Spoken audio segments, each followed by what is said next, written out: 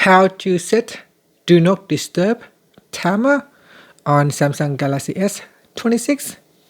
First, let's return back to the home screen. Then swipe down at the top and tap on Settings. In Settings, we tap on Notifications and then go down and tap on Do Not Disturb.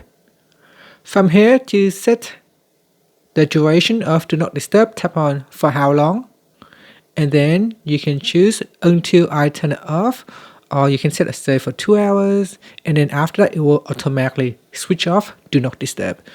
Or you can set it to ask every time, so that every time you turn on Do Not Disturb, it will ask you for how long.